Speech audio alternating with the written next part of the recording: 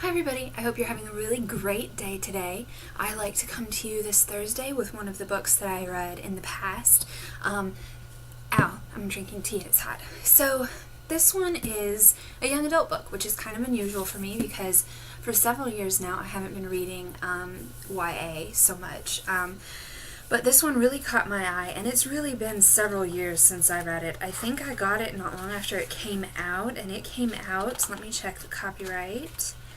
It came out in 2010, so it's been about 4 years since I read it. So yeah, I was about 20 and 22, and that book is Jane by April Lindner. Jane by April Lindner.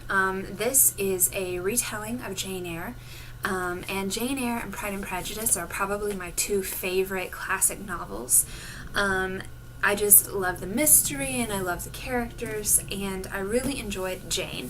It is pretty much not verbatim a modern retelling of Jane Eyre, but it's pretty darn close. Some things that changed are that Mr. Rochester is younger, Jane is a little bit older, the character of Adele is a little bit younger, but for the most part, Jane goes to live in great big, what is it called? Thornfield. She goes to live at Thornfield.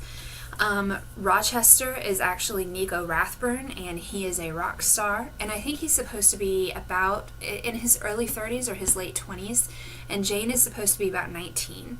And so other than that, I mean, it is pretty faithful to the original storyline of Jane Eyre, which I thought was a shame, because when I like to read novels that are loosely based on their classic counterparts. If I wanted to read Jane Eyre, then I would pick up Jane Eyre by Charlotte Bronte and I would read it. I do not pick up Jane by April Lindner to read Jane Eyre. I pick up Jane by April Lindner to see what she has done with the story. Kind of like I pick up the Flight of Gemma Hardy by Margot Livesey to see what she's done with the storyline of Jane Eyre, which was change it around a little bit, which is totally fine with me. I think that there are some things in classic adaptations or modern adaptations of classics that have to remain the same, but other than that, not so much. I mean, just for example, the dog, Mr. Rochester's dog in Jane Eyre, his name is Pilot. The dog in this book is Co-Pilot. And that's just lame. I'm sorry. You don't need to rely so closely on the classic that the story of Jane Moore doesn't even make sense anymore. And there's one point, okay, so one little deviation from the original Jane Eyre is that the Adele character's name is Maddie in this book, and she is actually Nico Rathburn's daughter from his first marriage. He's been married several times because he's a rock star, that's what they do. And not a first marriage, like a second marriage. And but at one point, Jane says to him, "Promise me that you will treat Maddie more like your daughter and less like your ward." And I threw the book down. I was like, really?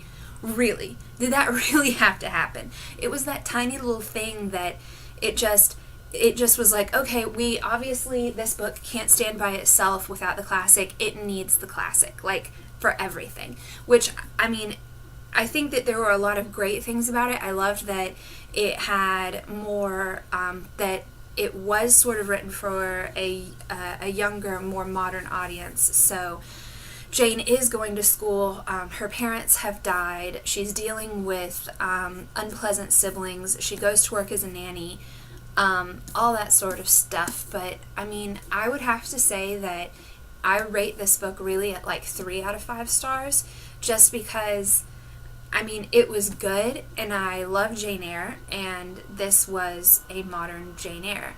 But as far as originality, which sounds kind of weird because I know it's based on a real thing, but as far as originality goes, not so much.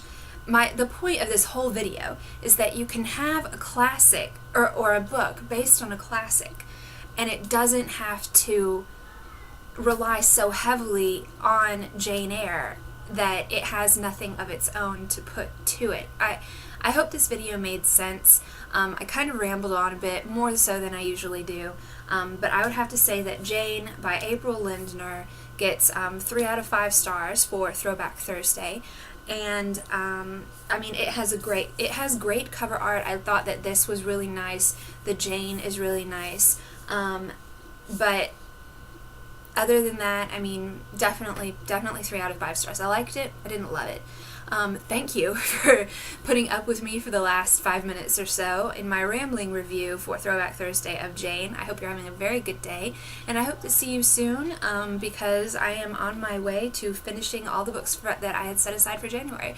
So talk to you later, kids. Bye. Mwah.